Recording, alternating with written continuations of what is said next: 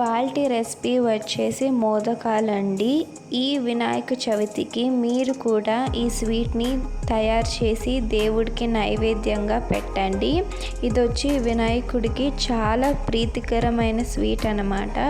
డెఫినెట్గా ట్రై చేయండి. ముందుగా అందరికీ వినాయక చవితి శుభాకాంక్షలు అండి. మరి ఆలస్యం చేయకుండా వెంటనే ప్రాసెస్లోకి వెళ్ళిపోదాం పదండి.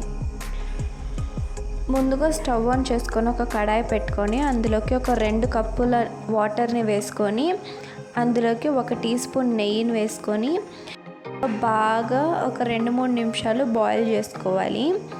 ఆ తర్వాత ఇందులోకి 2 కప్పుల వరకు బియ్యం పిండిని వేసి బాగా మిక్స్ చేసుకోవాలండి.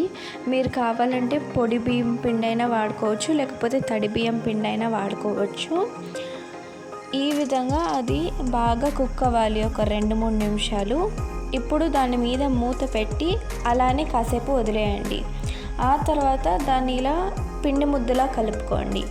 మరో పక్కన స్టఫింగ్ కోసం స్టవ్ ఆన్ చేసుకుని ఒక కడాయి పెట్టుకొని అందులోకి 1 కప్పు వరకు పచ్చి కొబ్బరి తురుముని వేసుకోండి.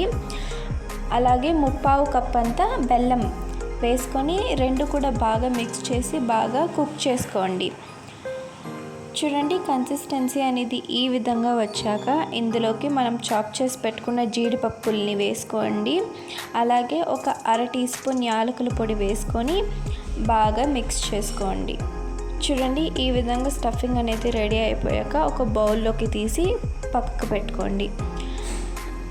ఇప్పుడు మనం ఇందాక తయారు చేసి పెట్టుకున్న పిండిలో నుంచి కొంచెం ముద్దని తీసుకొని ఈ విధంగా బౌల్ షేప్లో మనం చేసుకోవాలి. తర్వాత ఇందులోకి 1 టేబుల్ స్పూన్ స్టఫింగ్ని పెట్టుకొని ఈ విధంగా ఎడ్జెస్లో ఇలా పించ్ చేసుకుంటూ రావాలన్నమాట. ఈ షేప్ రావాలి.